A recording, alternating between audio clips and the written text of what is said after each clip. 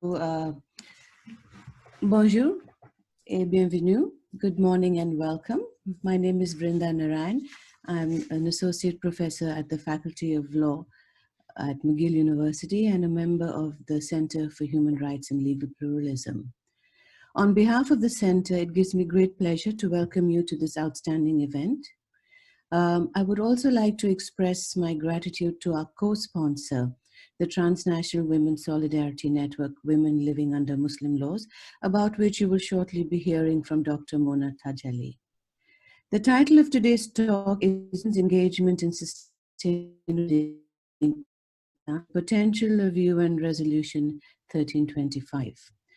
Building a sustainable peace in Afghanistan after 4 decades of conflict is a critical issue, where human rights and women's rights are being denied in the name of political realism, and the Taliban continue to act with impunity as the events of the last few weeks have shown.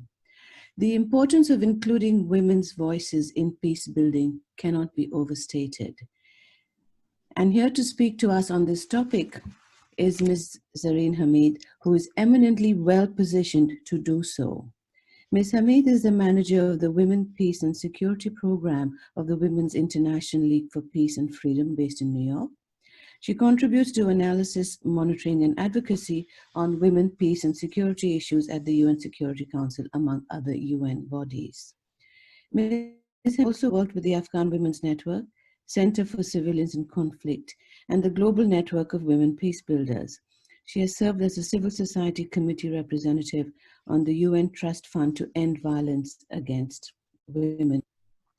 In addition, she has advocated with the Security Council and Human Rights Council on gender-based violence issues and engaged with UN country teams in Nepal, Afghanistan, and Jordan on human rights, political economy, militarism, and community development programs, and the implementation of the UN Security Council Resolution 1325. We have two eminent panelists who will follow our speaker, Professor Homa Hoodfar and Ms. Zarqa Yaftali. My esteemed colleague and dear friend Homa Hoodfar is Professor of Anthropology Emerita at Concordia University, Montreal, and a board member of WLUML. Very briefly, Professor Hoodfar's expertise lies in legal anthropology, the anthropology of political economy, Afghan women and youth refugees in Iran and Pakistan, women in formal and informal politics, and gender and citizenship in Muslim context. Being imprisoned in Iran for her academic writings and charged with, in quotes, dabbling in feminism and security matters, in 2016, she has committed considerable effort to regenerating discussion on academic freedom as national and transnational rights in this era of Research Without Borders ever since her release. Finally, I am delighted to introduce the brilliant Ms. Zarqa Yaftali. Welcome, Zarqa, Director of the Women and Children Legal Research Foundation in Kabul. She joins us from Kabul. This foundation focuses on promoting civil society efforts to include women in decision-making at a national level. Ms. Yaftali, a board member of the Women's Regional Network and co-chair of the Women, Peace and Security Working Group. She has served as a board member of the Afghan Women's Network and is currently the chair of Advocacy for Approval of Family Law, the Sexual Harassment Advocacy Group, and co-chair of the Child Protection Action Network. In recognition of her work, she has received numerous awards, including, and I'll just name a few in the interest of time, an award from the Friedrich Ebert Foundation in Germany, and the prestigious 2019 Peace Award from UNDP for her work in advancing women, peace, and security through advocacy and research. Her advocacy at national levels has largely been centered on inclusion of women in decision-making roles. Her evidence-based research highlights the day-to-day challenges faced by women and girls in Afghanistan. So welcome to our speakers. Before I hand over the floor to Dr. Tajali, just a few quick words about the format of today's event. Ms. Hamid will speak for about 30 minutes, followed by our two panelists. And then we will open the floor to questions and answers from all attendees. The idea is to have as interactive a session as possible. And I would kindly ask those who want to submit questions, to submit them to me via chat. I would also request you to please mute your microphones. Thank you, and it's yours, Mona. Thank you. Thank you, Dr. Narain, for those introductory remarks. I also wanted to thank everyone who took time from their schedules, pandemic-driven schedules, of course, to join us here. And of course, to our panelists, particularly Ms. Zarin Hamid. It's wonderful to have all of you here. I am Mona Tajali. I'm Assistant Professor of International Relations and Women's Gender and Sexuality Studies at Agnes College in Atlanta, Georgia, and a current executive board member of the Transnational Solidarity Network, Women Living Under Muslim Laws, where I serve alongside 4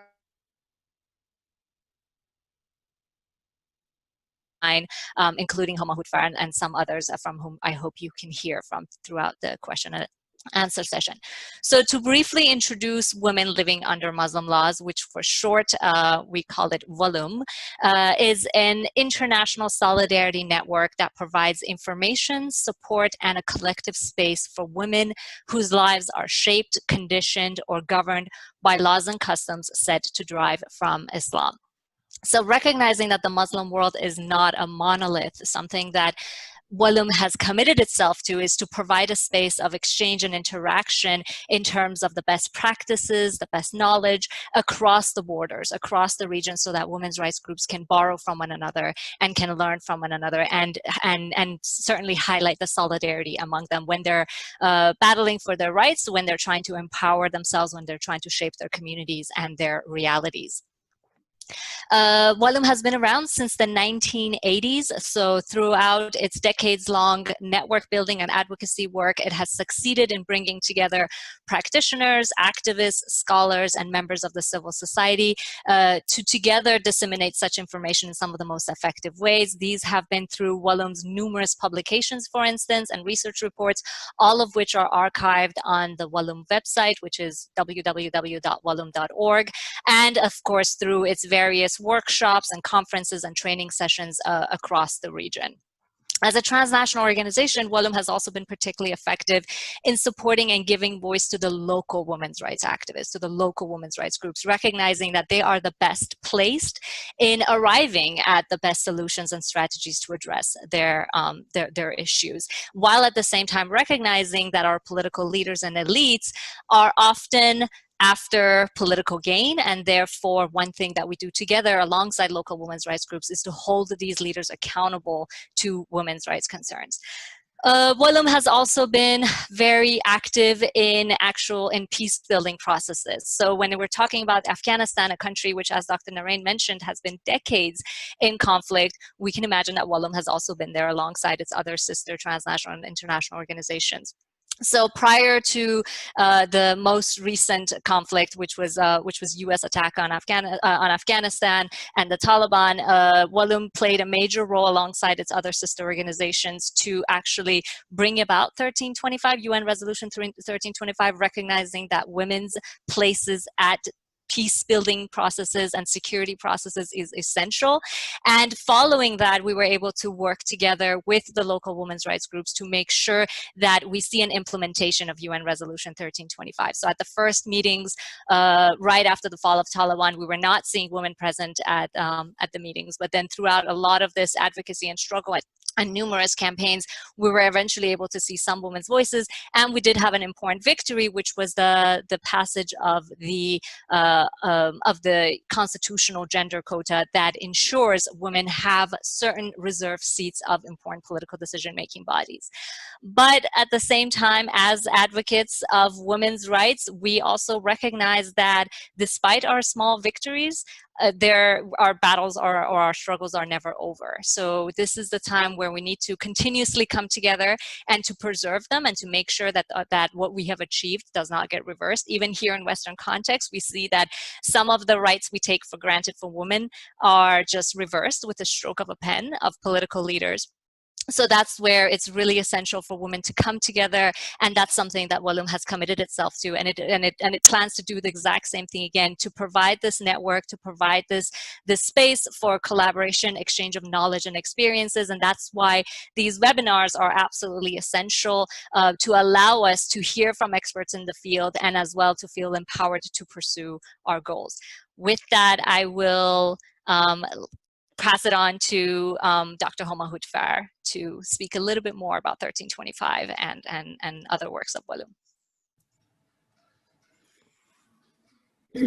Okay, actually, thank you very much, Mona, for really giving the broad context. What I wanted to say, because often when I talk to young people, they don't know what the steps went in. Suddenly they think 1325 is there and people are going to use it. What I wanted to give you just the informal story of how it came to existence, so you know that these stories and how women can influence the development of major legal, international legal system is with us. The first thing is peace and security. Of course, women's movement always have been very conscious that is essential to well-being of women. In fact, when women during the First World War, they couldn't stop the war. They set up the International League for Peace and Security, which of course Zarin is going to represent it today. And they just celebrated the 100 years of their activism a few years ago. So it has been there. When WLUML came to existence, our concern was fundamentalism and extremism and militarism. We recognize that there won't be any suitable situation for development and women to receiving their potential if we are living with threat of extremism and militarism, and which of course, thanks to President Reagan's policy, a lot of the armament were in the hand of religious extremism. So one of the first things we did there was to try to document how, in fact, women, especially women and children and non-combatant people, are actually affected by war. So in fact, part of my work with Afghan community was started in documenting what happens to women. Then it was also war. The Bosnian War has started, and then there was a Bangladeshi war, the Rwanda genocide. So all of these things we were documenting, but the war always started with by men, but also at the negotiating table there were always only men, only the gunmen. So what happened, most of the negotiation would be always about this, not so much about safety of society, but safety of the states and political leaders, which of course would never necessarily translate to the public. But for us, in order to get the women at the table, we had to first establish that women's human rights are human rights. Women's rights are human rights. So that the whole campaign about that started as a women's rights are human rights. In '93, we managed to establish that, because also organization, even as established as Amnesty International, did not recognize women's rights or human rights. With that, with the recognition that, it was a whole other campaign and tribunal that went into doing that. And then the next stage was the elimination of all form of violence against women. This was especially important because so often women in war are used as a sexual slave during this war. So it was very important then to have this instrument, which then also had that ways that we could establish, complain, document whether or not we were the state. So civil society could actually take a step for that. So these were important steps, and next was Beijing. In Beijing, when the platform of Beijing was written, the whole big chapter was devoted to peace and security. Of course, a lot of the state at that time did agree, could not see especially with the Bosnia War, we had used this because the war wasn't real, but in some context, but the Bosnia and the Rwandan war had brought that to this TV screen. So women's movement, transnational women's movement, made this very political, remind people that that can happen in Europe, and it just doesn't happen over there, and nothing to do with us. Meanwhile, while this was happening, the NGO, the coalition of NGOs, plus our colleague Vrinda, Rhonda Copeland, who was part of the UNIFEM at the time, a constitutional lawyer, and a lot of her associates, they were very aware of how UN works, how the legal system works. They wrote the resolution of 1325. Meanwhile, the rest of people were continuously lobbying the Security Council. Security Council had never actually established concern on women. In fact, during all their documents, I don't remember the exact number, but it was something like 10 times or 20 times they mentioned the word women in all of the documents. It was at that stage, the lobbying and all that went on by civil society, but also then the Minister of the Minister of Women's Affairs of Namibia introduced the resolution when she was actually chairing the Security Council. The ambassador of Bangladesh, Chaudhuri, supported this, and a lot went into the lobbying, and it was a very exciting time. And so the resolution 1325 was born in October 2000. And that was a major achievement. It was like women's movement had worked for more than 100 years in order to make it happen. Then the next stage, of course, was how are we going to use it? Because we need, now that we have this instrument, it has to be operationalized. In the process, finally, in 2004, Security Council... I'm sorry to interrupt you, just in the interest of time. I think we have exceeded your time by over a minute, so just... Okay. So anyway, then we have the national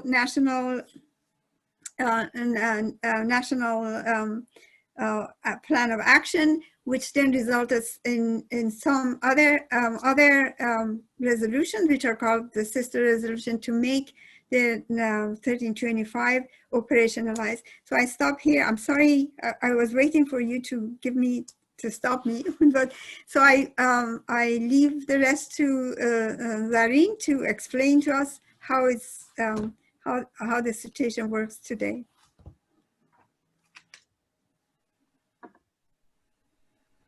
Hi everyone, good morning. Thank you so much, Homa, Mona, Vrinda, everybody for having me. I'm very happy to join all of you this morning our time, evening, I think some of our other colleagues' time.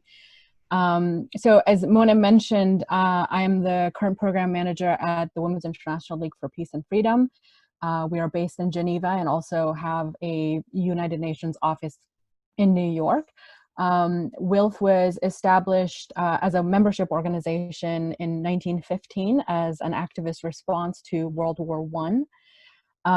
And it is a disarmament, it's an organization that is focused on disarmament and human rights, and also on women, peace, and security, especially within the New York space. And so we are located in over 30 countries on pretty much every continent. And also have a WILPF Afghanistan section. And the context that I work in, WILPF is, like I said, an anti-militarist, pro-peace organization.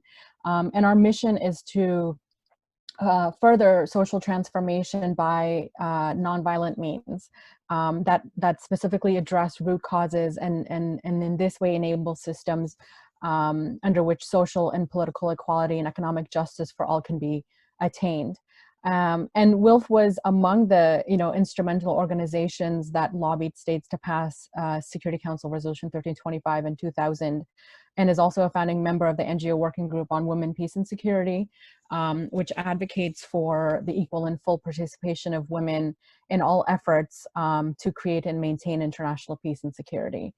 And so we essentially do serve as a bridge between women human rights defenders and activists, peace builders in conflict affected situations and policymakers at the United Nations in New York. As well as in the Geneva space at the Human Rights Council. So it is under this, feminist legacy, so to speak, that I come to you into this discussion. And specifically for this, I've been asked to speak on two things. First, to provide a background on 1325, and also to discuss, kind of open up the conversation on strategies, open it up for this conversation because we've been talking about it. Strategies that can be applied to the participation of women in the peace process in Afghanistan. So I'd like to begin by just giving a brief background on what we have to work with, which makes up this, quote, women, peace and security agenda. And I'll go into what's available to feminists and allies as we do our advocacy from national, regional, and international spaces. So, first of all, just to begin with this wide intro to WPS, for those specifically who are not familiar or wholly familiar with it, the passage of 1325, which Homa alluded to, was a historic watershed moment that recognized the critical importance of women in a gender perspective to peace building, to conflict prevention, to conflict resolution, and also to post-conflict recovery and reconstruction efforts. And the WPS agenda is seen as a transformative agenda that began with this passing of 1325, but it has been built into now 10 resolutions as of this past last October 2019. The resolutions reinforce this vital importance of women's equal and meaningful participation and the women's involvement in peace and security. And it is broken down into 4 pillars, specific pillars on participation, conflict prevention, protection, relief, and recovery. That's a mouthful, I'm aware. So, but these are the 4 pillars of the agenda. And these are the different elements of the agenda are interlinked and mutually reinforcing one another, and they're critical for respecting and fulfilling human rights and dignity, and tackling the root causes of conflict in order to create a sustainable peace anywhere in the world. And it is underpinning sustainable peace as a strong and concrete effort towards conflict prevention. So in 2020, we are, we're in the 20th anniversary year of 1325. There will be an open debate, the annual WPS open debate that occurs in the UN Security Council in October.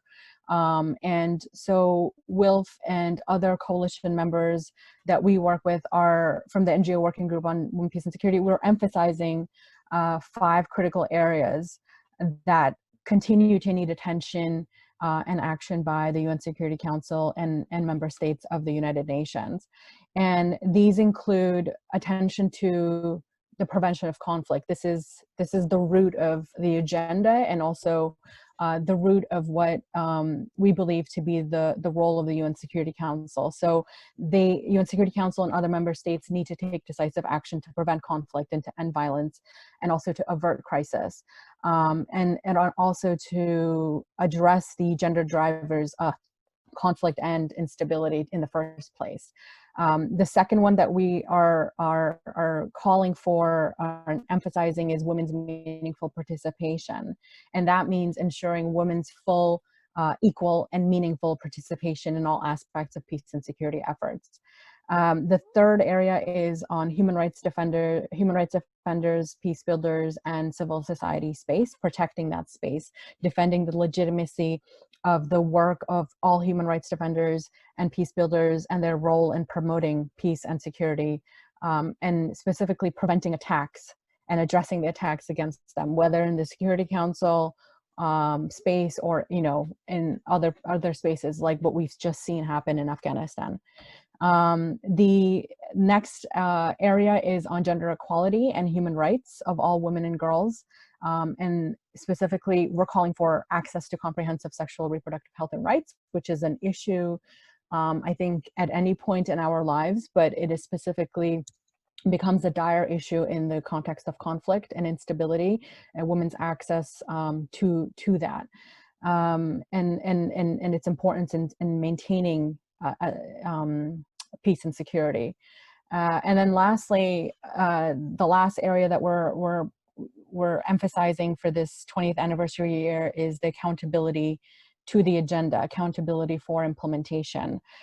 So in addition to ensuring implementation by member states, that there is a promotion of a system-wide accountability of the UN for the implementation of the WPS agenda. That means putting their, words into action, putting their money, where their mouth is, so to speak, and making sure that if they're allies of the agenda, that they are doing things that allies would do. And again, we can go back to what's happening in Afghanistan and the fact that we need, states who have that power to influence, need to influence that there are women who are participating in a full and effective manner in the peace process. So I'll move on. I'd like to point out that in the last 20 years, there's been an increasingly integrated approach across the UN that supports the implementation of WPS. And some of these, I won't name all of them, obviously, but for lack of time, but some of them include the Beijing Platform for Action, which is also an anniversary year for this year. CEDAW Recommendation General 30, which gave authoritative guidance to states on legislative and policy and other appropriate measures to ensure that they're in full compliance with their convention obligations to protect and respect and fulfill women's human rights within the situation of conflict prevention and conflict and post-conflict contexts. And then thirdly, we also have the Arms Trade Treaty and its gender criterion, which requires states not to allow international transfer of conventional arms where there is a substantial risk to those arms being used to perpetuate or facilitate acts of gender-based violence, including rape and other forms of sexual violence. Of course, as WILPF, we would like to completely do away with the small access to small arms and the fact that we even use these things, but we see the Arms Trade Treaty and the gender criterion as a positive step towards what we need to be addressing vis-a-vis arms and gender-based violence within the conflict context. And then also to note, there is an increased institutionalization of the WPS agenda that includes some examples are the informal expert group, which was established by the UN Security Council Resolution 2242. This informal expert group is something that is continuing to, find its footing within the work of the Security Council. It provides a space for Security Council members to take coordinated action on key country situations in the Council's agenda. So just, paying attention to not just the WPS as a thematic, but really going deeper and looking at country context vis-a-vis WPS.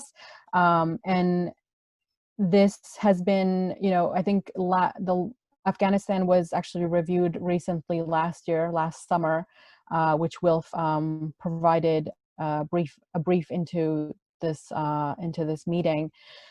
For this meeting, there are other elements that have become part of this, institutionalization of the WPS agenda, like national focal points on women, peace, and security, which are supposed to be appointed by all states and are meant to enable a closer coordination among member states that's vital for the full and effective implementation and coordination of the WPS agenda. And this is, this space is meant to be a space for periodically sharing and exchanging lessons learned and best practices among states, including on how to develop and review high impact national strategies to advance the objectives of the agenda and to integrate gender analysis into different security assessments and prevention approaches. And furthermore, we've seen over the last 10 years, there has been more than 10 years rather, strengthened monitoring and accountability. So we see an increased number of national action plans. I think last count we're at 80, there are 85 national action plans globally. Some are, first generation national action plans, and some are, going on to their fourth generation national action plans. The 2010 global study, the indicators that came out, those are being reported on through the annual Secretary General's WPS reports. And there are more initiatives to strengthen senior level within UN, senior level accountability to the agenda. So these are just some examples. We continue to see the obstacles for accountability to act to the agenda, regardless of the institutionalization and the integrated approach existing. We continue to see the obstacles to accountability. These are marred by things like lack of political will, by the politicization of the agenda, of different elements of the WPS agenda within the Security Council, disagreements on key issues that fall into the negotiations or conversations on WPS, and a continual unwillingness to prioritize conflict prevention and disarmament, and prioritize financing for implementation by many states.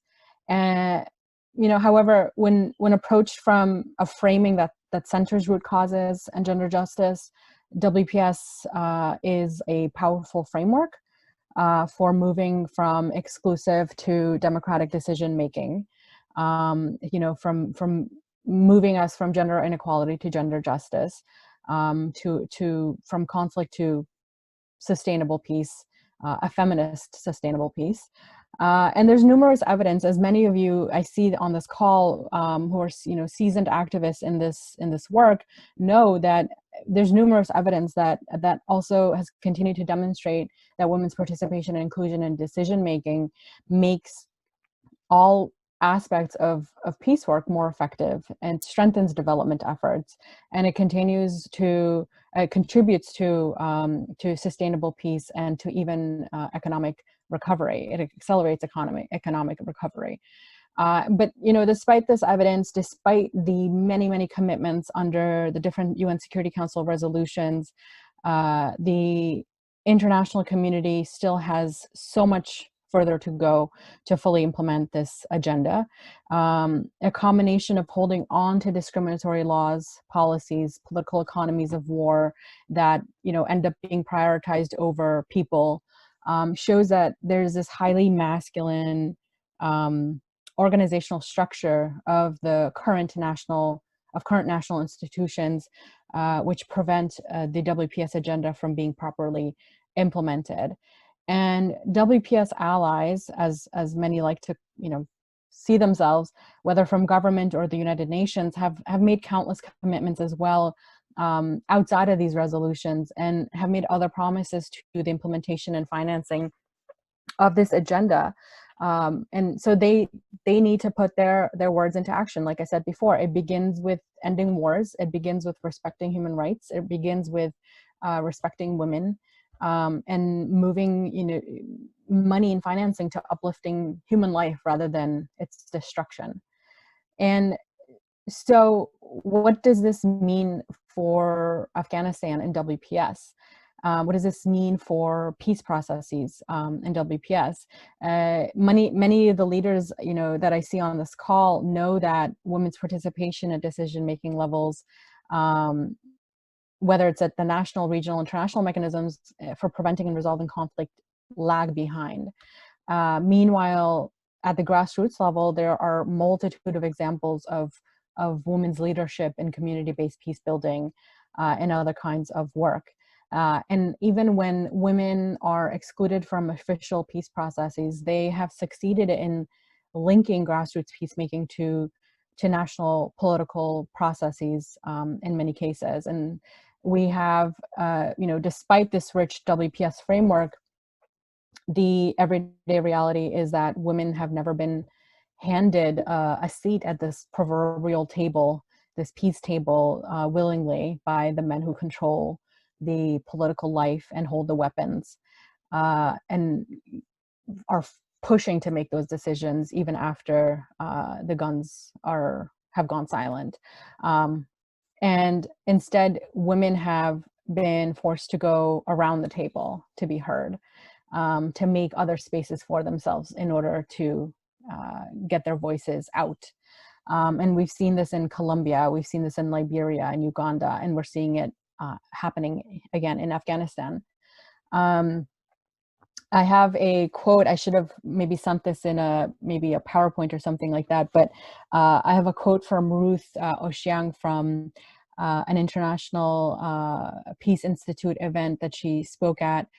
Ruth is activist from Uganda. She said in a quote, when women were excluded from the Juba peace talks between the Ugandan government and the Lord's Resistance Army in 2006, they came together and asked, does it have to be only one peace table? And Ruth and others that she was working with organized women's peace tables as a result of this resistance to including them. They organized peace tables at the village and district levels, and they worked to feed the outcomes of these consultations into the Juba peace process, and into the National Recovery and Development Plan that followed after. And in creating their own peace tables, women developed a grassroots network that they continue to utilize to monitor progress on government commitments. And another example actually is Liberia. I think we all know the example of Liberia. And Liberia women forced themselves into official peacemaking spaces. They forced themselves into it. The women in the peace building network engaged in a series of mass actions, successfully demanding that the parties sign the peace agreement, where this was where things were being stalled. And they performed what was called a sex strike, where ordinary women across society joined the strike, blocked the doors of the negotiations, and held countrywide sit-ins and demonstrations. And I think maybe one of the best examples is to use for Afghanistan as a kind of a learning is from Colombia. In Colombia, the Colombian women who were working were impacted the negotiation process in a multitude of ways. So they took, a different route where they hit high and low in an effort to get themselves and their voices to the peace conversations. They sent proposals to the Havana peace table where the peace talks were occurring, and they also pressured for international visits from the likes of Radhika Kumaraswamy, from Margot Wallström, who was, I think at the time, the SRSG on sexual violence and conflict, to investigate women's rights in Colombia. And many of them participated in a national summit that took place, and it was organized by a multitude of Colombian organizations, and also backed and amplified by UN Women and other international development partners. And this was seen as a pivotal space in securing an opening for women on the government peace delegation. And then later on, a gender subcommission was involved in the negotiations, ensuring that the government had an adequate gender, the agreement had an adequate gender focus. And I mean, despite the current political challenges right now, the peace agreement is one of the more gender sensitive agreements that we have to date. And so to answer Ruth's question, it does not have to be one peace table, but the current framing of peace is patriarchal and militarist, where violators and arms bearers are awarded over those who have been impacted by their deeds. And even the peace table has become a place to wrestle for this, hegemonic control of the future narrative. And there are one thing to note before I move on is the thing is that women should not have to remake the peace table or find a different one from where the power holders get to sit and negotiate their terms. The WPS agenda calls for that. This is, so the implementation of the agenda requires that women are not looking for another peace table, that they are part of that conversation to begin with. And there are lots of different strategies that have been discussed on how women can be included in peace processes, whether, you know, through consultations or through problem-solving workshops and mass action, like I described in Liberia, or commissions after the fact on the implementation of the peace agreements. But none of these really replace the imperative that women stand an equal footing in peacemaking to begin with. And Afghanistan is actually a country that, in my opinion, is in a most unique of positions. It is not just that after more than 3 decades of conflict and countless lives lost, the negotiation for peace is with a group that has killed those countless Afghans, or that it is, or that this group is empowered by the most powerful of countries to sit at a peace table as an equal to an elected Afghan government. No, what makes it unique, unlike Liberia, Uganda, Colombia, the uniqueness is that this group that is negotiating a future for all Afghans do not see women as full human beings, worthy of dignity and rights. So women even have that to lose in this context. So when I was thinking of like what examples can I use to highlight WPS, things that are in WPS resolutions and how it connects to different peace processes, this is something that kept going into my head. That there's this uniqueness that is an unfortunate uniqueness. So anyway, so moving to what can coalition members in WLUML and other advocates and allies of Afghan women do? That's the final question I'll try to answer, and I'll try to end after that.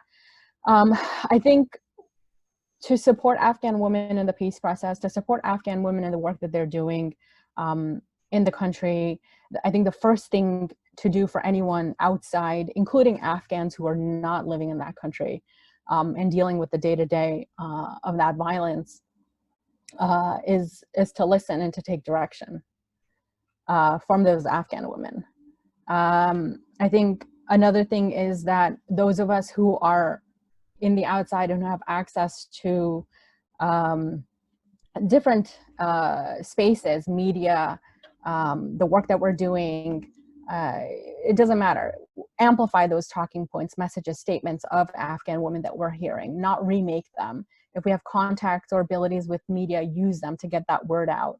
I think a third thing that we could do is to advocate in a targeted and a sustained manner with our national representatives. I know that sometimes sounds trite, but that's something that, depending on who it is that we're working with, can get that element, that issue of what is happening in Afghanistan, what is at stake for Afghan women, into the National Assembly or into other national spaces. From my context, what I'm most familiar with is, I would say, advocate with states, with UN missions who are directly involved in the different elements of the peace process, to push harder for women's meaningful participation and a gender perspective into any kind of agreement that comes out. And so these would include the United Kingdom, the United States, Indonesia, Qatar, Germany, Russia, etc. So along with Afghanistan, the United Kingdom is a co-chair of the UN group of Friends of Afghanistan, which is a friends group here in New York, focused on 1325 and other elements on women, peace, and security in Afghanistan. And the UK is also a co-pen holder on Afghanistan with Indonesia, which means that it holds that initiative of addressing and bringing up issues and resolutions within the Security Council on Afghanistan with Indonesia. So this is a group to try to connect with and advocate with.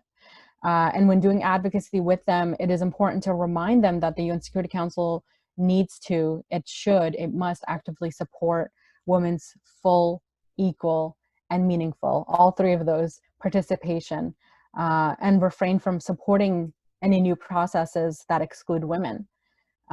Put their foot down and stop playing politics. And then also another thing that could be done is advocating with other UN missions or states who have the power to influence these other states that I mentioned. In the concentric, imagine it as concentric circles in the outer rings. Advocate with those states and insist on women's direct participation. And these could include like Ireland or India. And then lastly, I would suggest calling on, especially if we have connections, call on high level senior UN officials to stop putting, to amplify and to bring up this dire, in my opinion, very dire situation of women being sidelined in the peace process. So that could include visiting or engaging with Afghan women to support their participation. And when they do engage, if they do engage, make the demands of women loudly heard internationally through the media. An example is last year when the USG Undersecretary General Amina Mohammed visited with Rosemary DiCarlo from DPPA and from Zil Malumbo from UN Women. They visited Afghanistan in the summertime, and that caught up in the press, and it did highlight for a bit what was happening and what was important and what was at stake for Afghan women in the peace process. And this also led to a briefing on women, peace and security and Afghanistan. And in all my time, and from what I know, this was the only time ever in the UN Security Council there was a briefing on WPS and a country specifically. And I think calling on the UN leadership, doing advocacy to regularly brief the Council on the different efforts and strategies is also another way to ensure keeping this in the spotlight, to ensure there's a hopefully meaningful space participation for women in the peace process. You know, one of the refrains that I tend to hear in the Security Council about this process is Afghan owned and Afghan led. And similarly, I think support from international actors has to be intimately tied to what Afghan women are saying, where the leadership is with them, and with outsiders like the rest of us are using our positions in small and big ways, of our positions of privilege in many ways to amplify and to use their our resources to get the efforts of Afghan women further out. So anyway, so I noticed a number of actually Afghan women on this call, so I'm curious to hear from them as well. Looking forward to that if that's possible. I'll leave it at that, and looking forward to the rest of the conversation. Thank you. Thank you very much, Zarin.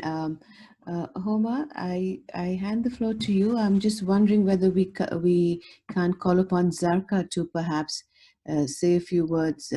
You can decide whether you would like to go first, Homa, or can we invite Zarqa? You're muted, Homa. Your mic is muted. I was going to just hand over to Zarqa. I have only want to remind us one thing, is that what happens now we have a powerful country like US suddenly just leave all the work we have done aside and directly goes to talk to Taliban and gives the impression that they have won this war. That's one thing, that what it means for Afghan women, but also what it means for the whole resolution.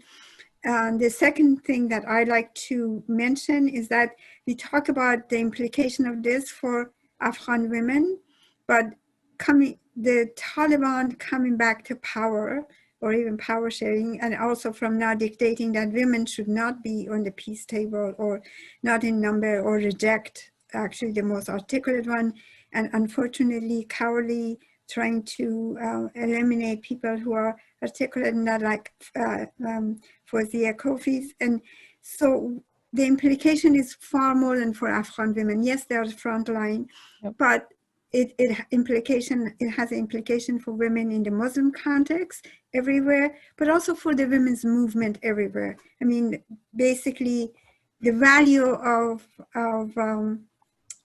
Resolution 1325 is at stake more than, so that means that other countries may not be able to use this valuable document that women's movement has worked for 100 years to basically secure it. With this, I would love to hear from our Afghan friends and their responses. So I stop here and I pass the floor to Zarqa. Thank you, Homa John. Good morning and good evening, everyone. For those friends that there is morning, good morning, and for us it is evening and good evening for all of us. Thank you from women living under Islamic laws for providing this opportunity in this very critical time in Afghanistan, because there is lots of concern for the future of Afghanistan, as it is not clear, because the future is not clear. And currently we are going to start the intra-Afghan dialogues between the negotiation team of Afghanistan government and the Taliban, and this make lots of concern for all people of Afghanistan, especially for women. And there is less hope for all of us, especially for women, but there is lots of concern for all of the people of Afghanistan, because the future is not clear. And whenever we are talking about the Taliban, and we have remember the situation of women during the Taliban regime in the Afghanistan. The limitation that the Taliban had on the woman, because on that time no woman had the authority to go out without mahram, even to go for doctor to treat their sickness. So there is lots of concern and less hope for women of Afghanistan, for the peace process of Afghanistan. And about the importance of women participation in the sustainable peace of Afghanistan, I think it is very important that women should have meaningful participation in the peace process of Afghanistan, because this is the right of the women of Afghanistan, and no one can cut this right from women of Afghanistan. And if any peace come out with women participation, and especially women meaningful participation in Afghanistan, so I think it will be it will be not acceptable for all people of Afghanistan. And as we are going, my friends, Ms. Zarin talked about the 1325 resolution, and for Afghanistan, in current situation, the two pillars of this resolution is very important: protection and participation, because we want to have women participation in the peace process, and there isn't any protection mechanism for women, especially for women rights defender in Afghanistan. We saw the cases of attacks on women in the past, and the last case that we have.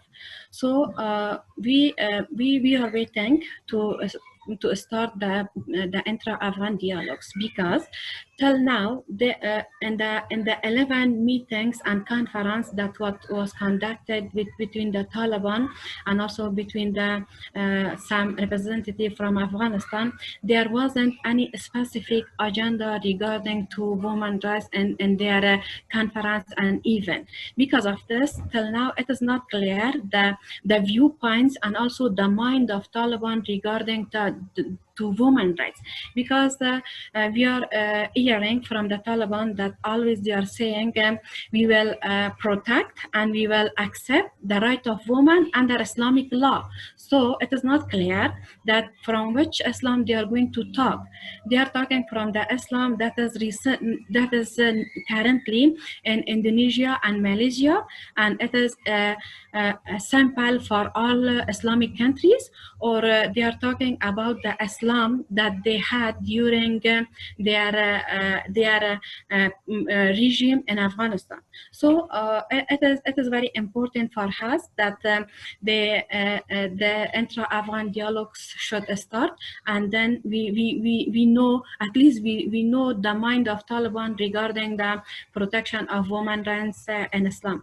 Because recently, I think it was last week, that one of the speakers of Taliban said that we are accepting the right of choosing a husband for women.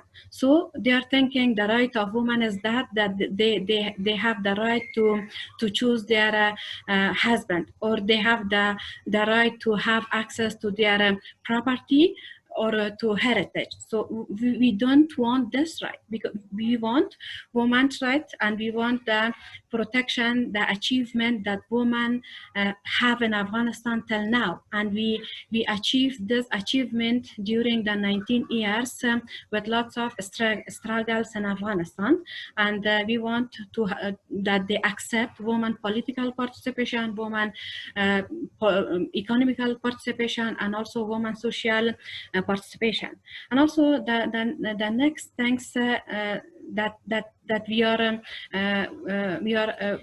we have from the start of the negotiation is about the ceasefire, because still there isn't any ceasefire in Afghanistan, and every day we are the witness of losing of a high number of our army and police in the different provinces of Afghanistan. And unfortunately, when the United States had the negotiation with the Taliban, and then they signed the agreement, one of the conditions for this agreement was the reduction of violence in Afghanistan. But unfortunately, there wasn't any measure to know about the reduction of violence in Afghanistan. And on that time, there was lots of cases of explosion, suicide attacks in the different provinces of Afghanistan. And another side, one of the concern for us is during the negotiation is that because recently we heard that the Taliban don't allow to media to participate in the negotiation, and for some of them the Qatar government didn't issue their visa. So I think it is very concern for all of the people of Afghanistan, because all of the people of Afghanistan, regarding to the information, access to information law that we have in Afghanistan, they have the right to have access to the information.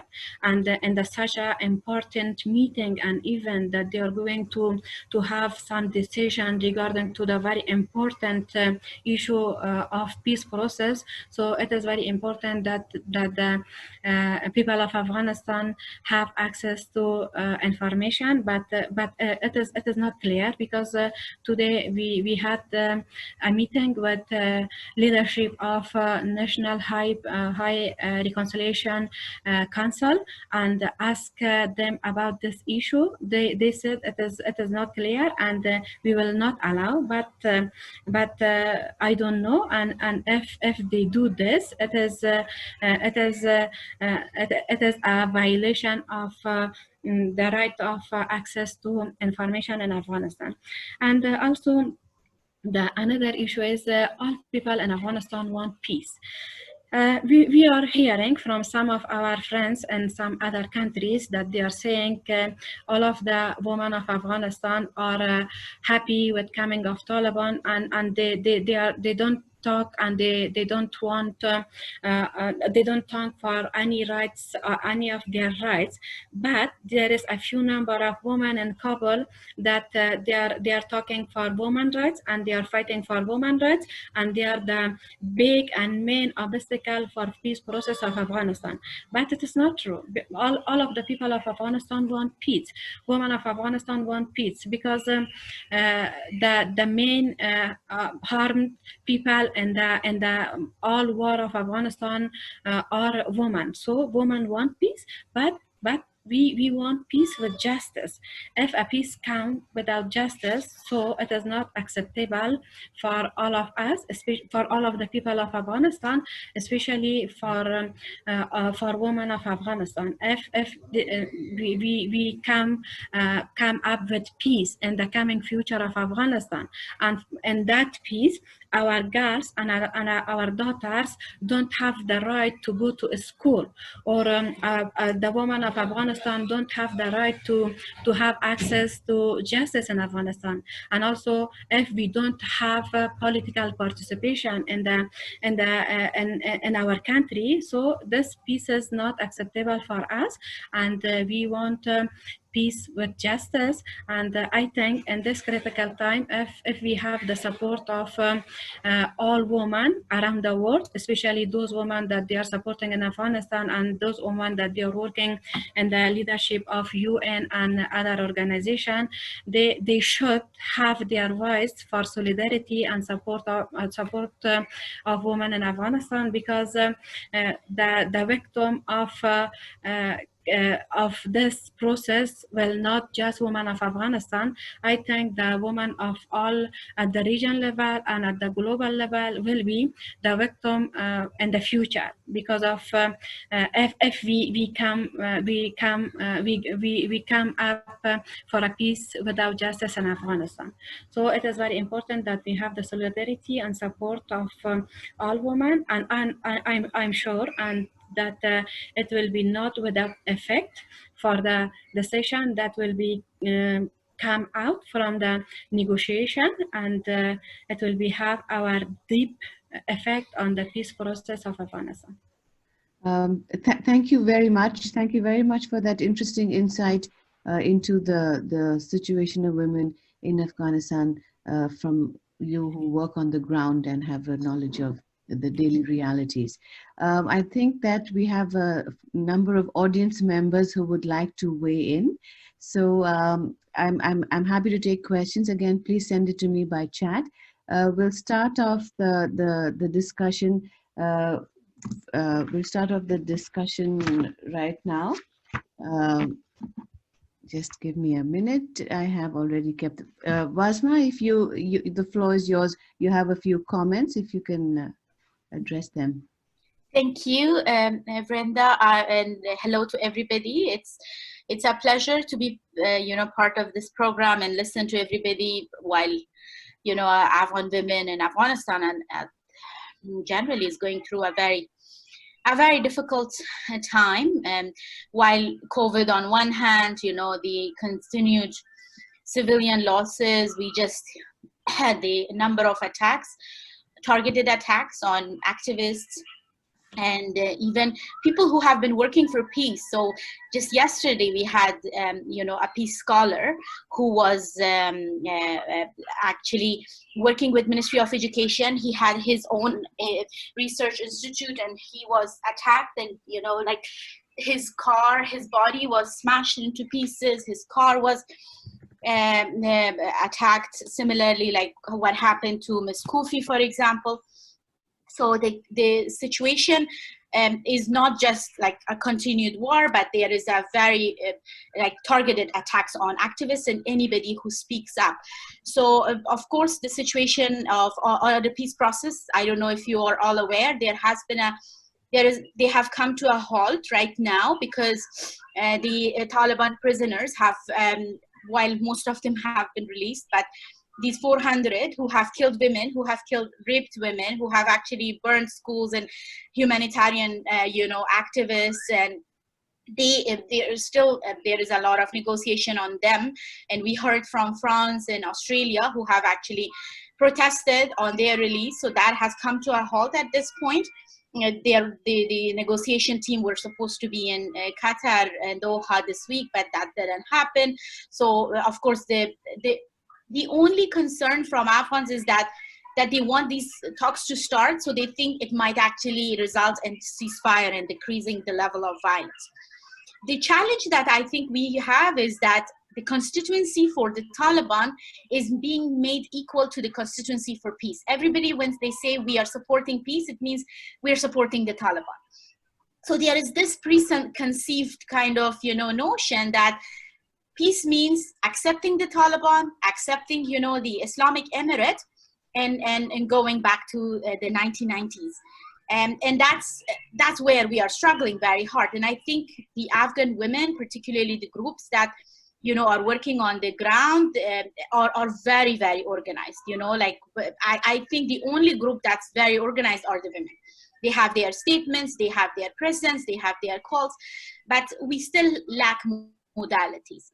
What I'm suggesting to this platform is, for example, I hope there would be some outcomes from this conversation to follow through, particularly two issues that I very much think would be helpful for us would be to how the other peace processes in the other parts of the world have actually, like, these inclusion models. We lack, I think nationally our government does not have the capacity in terms of the, developing its negotiation model, but at the same time, how do women and other civil society organizations, but also minorities. I don't know if you're aware how many Hindus, Afghan Hindu, Sikh, Afghan Sikhs have actually left Afghanistan just in the last few weeks. So the level of the Taliban fear is just not on women only, it's on the, anybody that does not actually come within their ideology.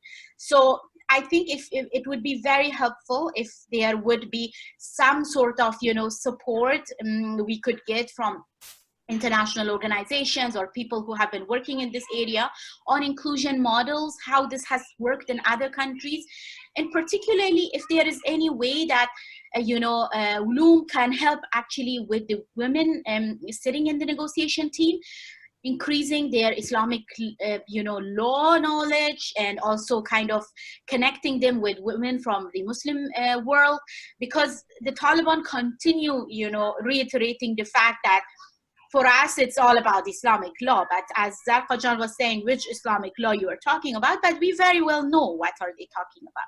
So I think these two issues would be, I'd be very much interested if there is an outcome to this conversation today. Thank you so much. Thank you so much, Vajma. You've raised some really critical points about coalition building inclusion models from other countries, and also something that we've been looking at in our previous meetings, also the importance of having a counter interpretation of so-called Islamic law to the Taliban's interpretation of so-called Sharia law. I'm going to pass it back to Zarin, Zarqa, and Homa for a response to Vajma, if anyone has.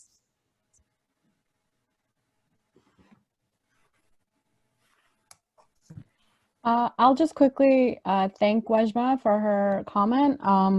I am certainly no expert or know anything really about Islamic law, but I hear that, and I'm actually curious to hear from others who might be on the call, who might have, Zarqa or somebody else who might have more knowledge on this, because I think that's a great point. If they're pushing for, well, our starting point is Islamic law, then you push back with that. I think that's a great point. But yeah, I just want to say that. Thank you. Thank you. Homa, Dan? Well, I just wanted to say, I think this is a great idea.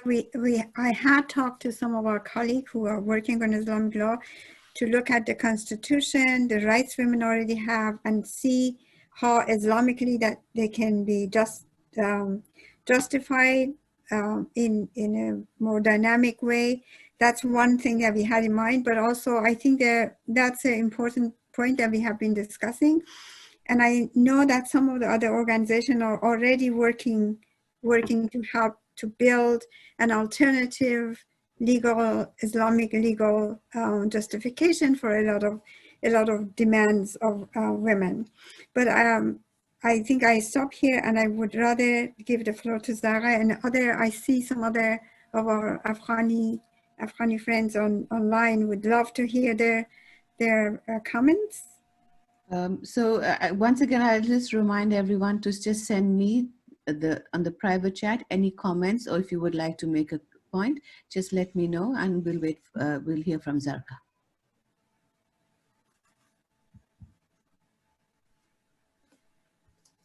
Maybe she's not on the call at the moment. So Zarqa, when you come back, we'll hear from you. In the meantime, I have a member who's going to speak in Farsi. I hope that's okay for everyone else, or would anyone would like to translate? If I can ask someone to translate, because we have someone from the Afghan Women's Center here. Okay, so Nadia, if you can translate, so please go ahead, Huda, and we'll hear, and Nadia will translate from Farsi to English. If you don't have a mic, Nadia, just put it in the chat and I'll do it. Go ahead, please. Yes, thank you. Salam alaikum. Wa alaikum assalam. من مارخ یوسفزاده هستم، عضو سنتر زنان افغان در مونتریال.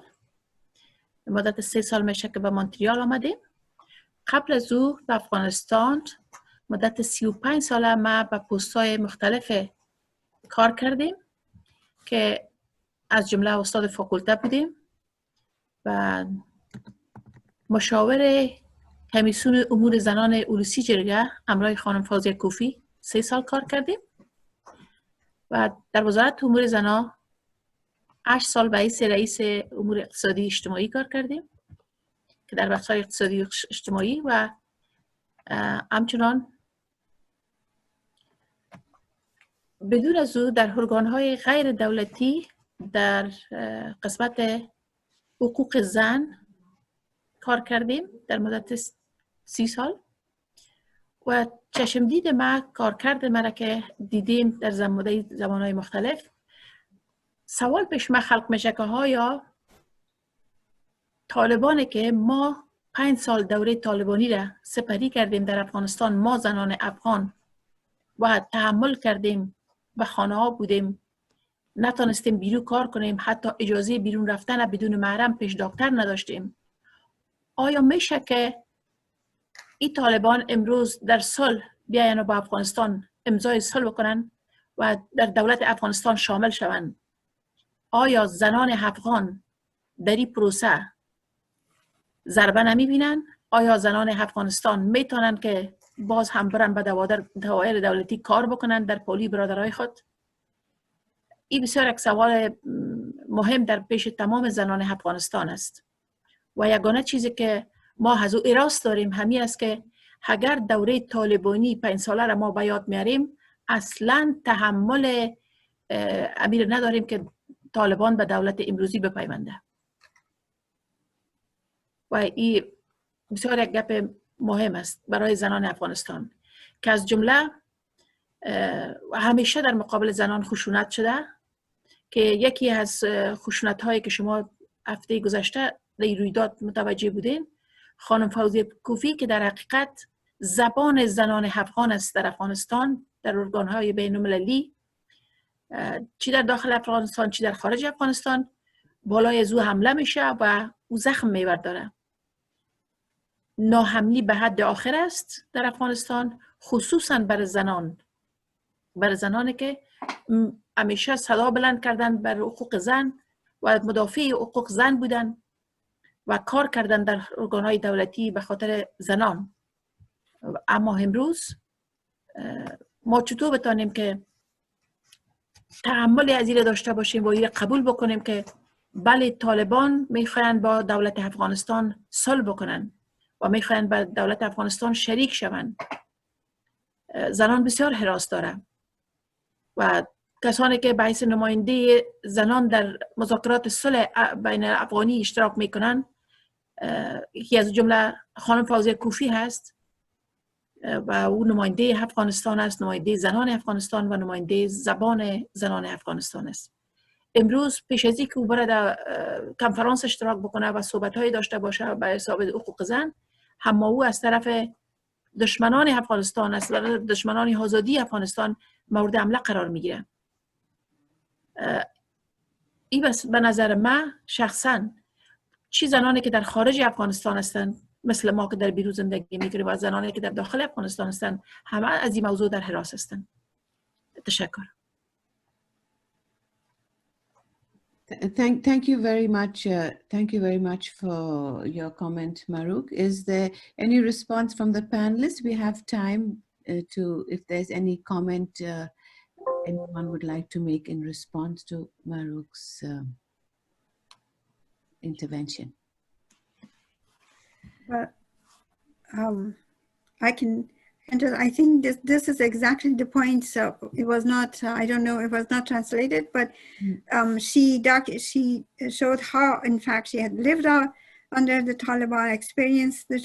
She had been working in ministries and working with various women's organizations, and then finally she had to leave.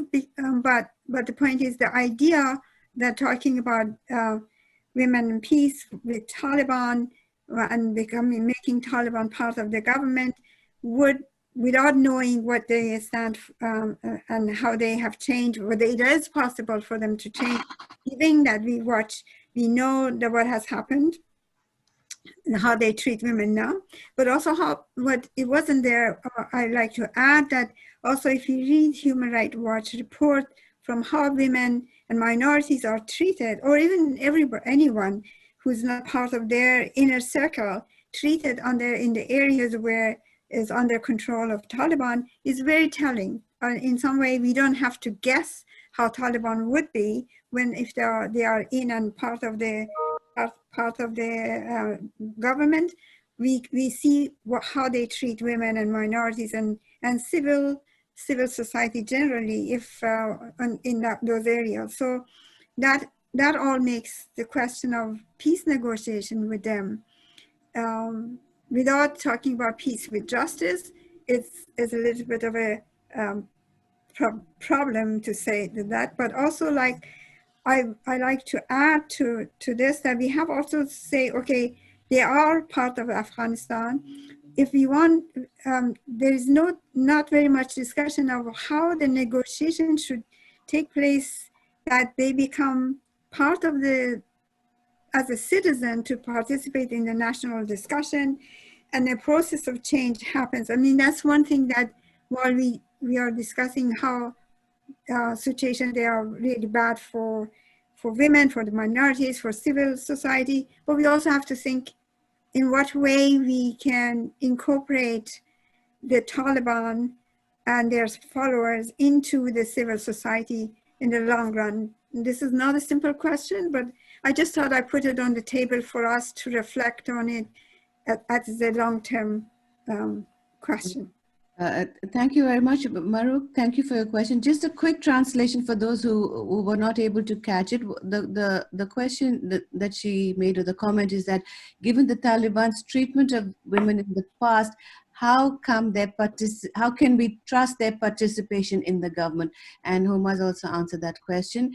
What would happen to women's fundamental rights in this kind of a negotiation with the Taliban as a party, and how can peace happen with such a group? So this is basically a summary of the commented questions that Maruk asked. So I think that we are coming to the end of our time. I'll take one last comment. These are all very big questions, and I think that part of our lesson over here as WLUM, as human rights centers, as academics and scholars and activists, is how can we support Afghan women's initiatives from the outside. As Zarin very pertinently pointed out, our idea is to support initiatives that come from Afghan women themselves, to listen, to respond, and to follow the directions that they set for us. So I'll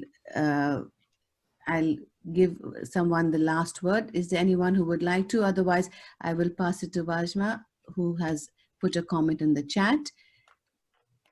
Last word to you, Vajma, as we close, and then I'll.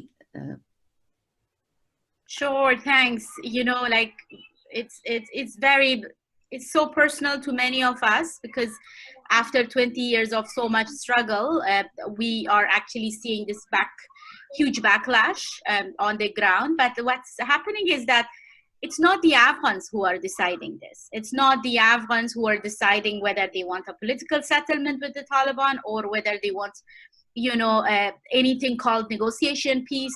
They want better governments, they want better services, and they want, of course, this current generation that I see amazes me with their level of courage and you know, how much resistance they are showing to any, you know, these dark forces.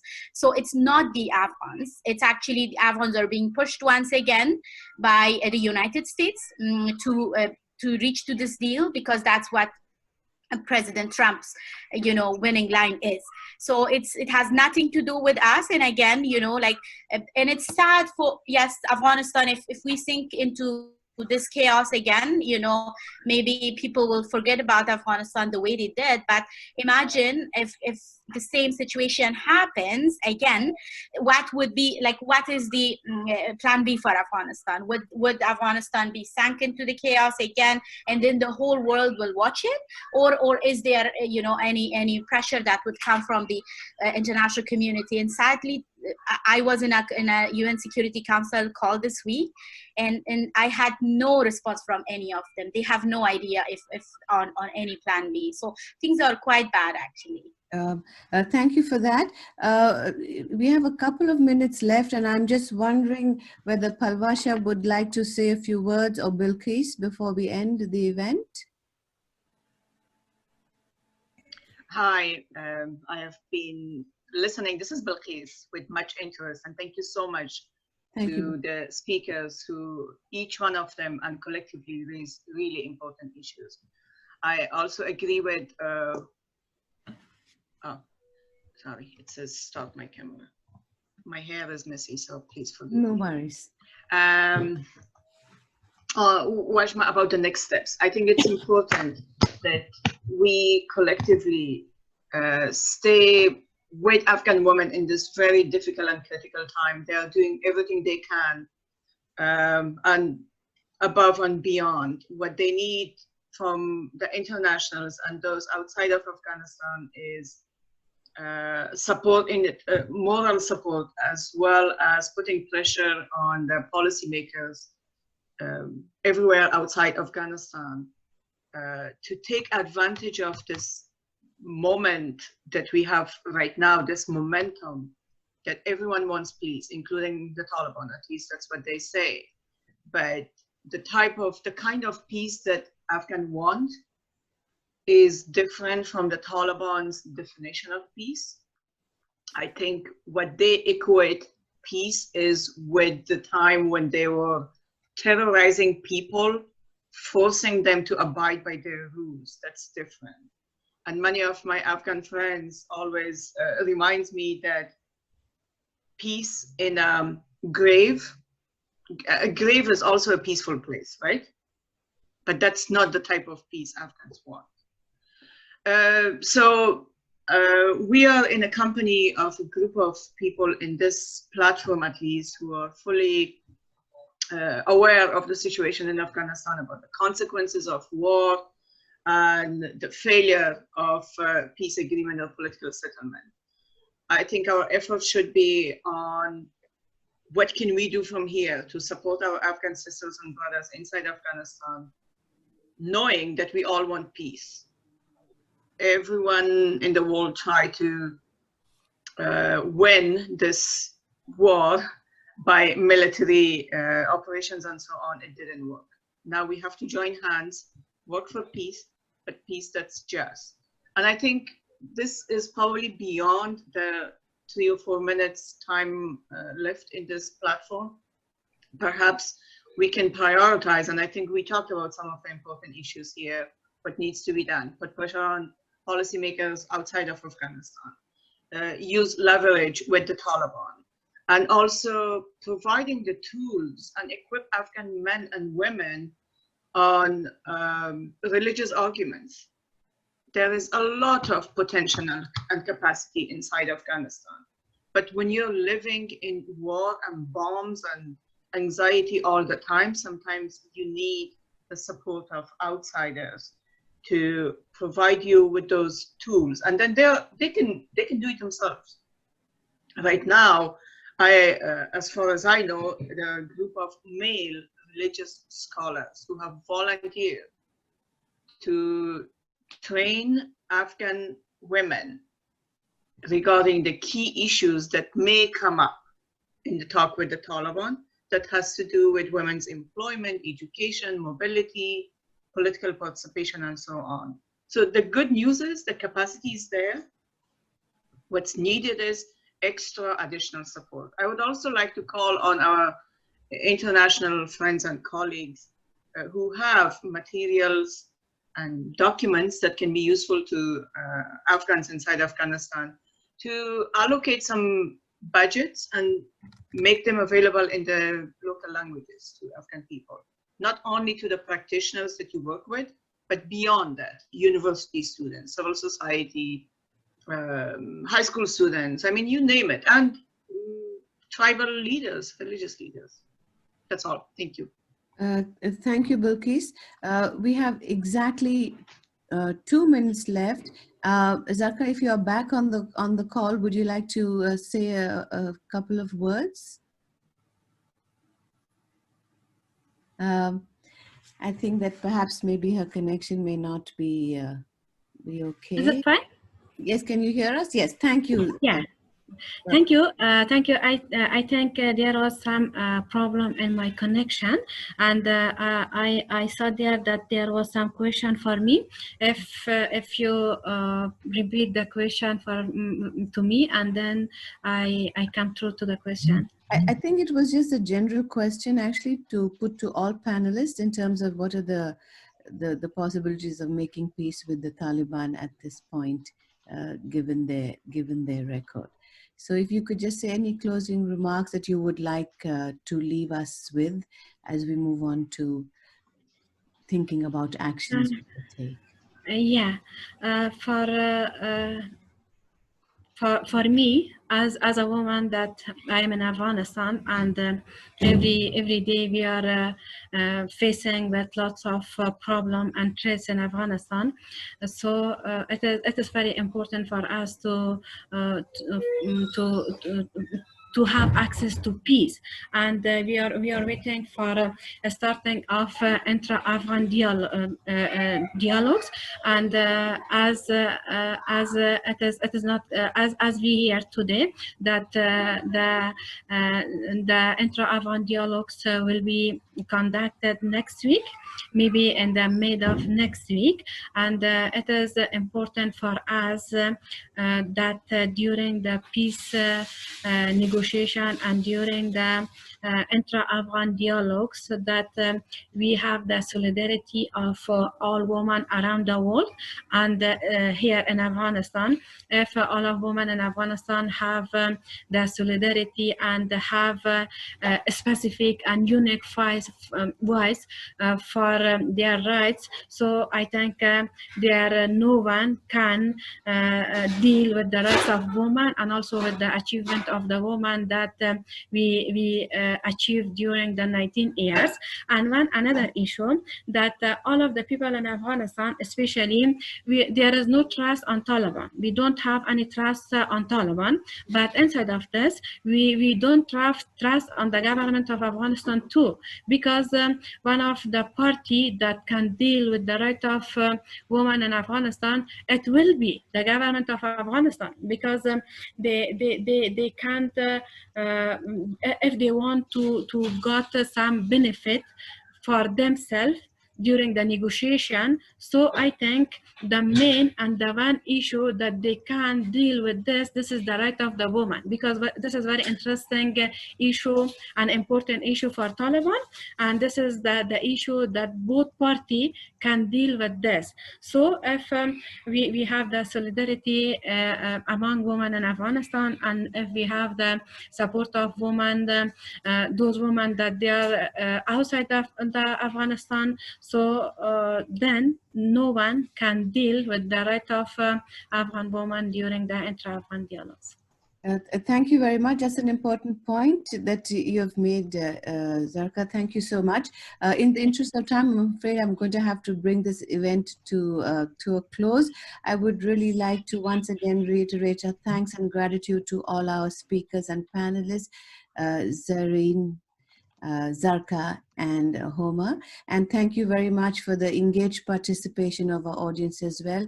And we look forward to building this piece together. Thank you very much, and for the Hafiz.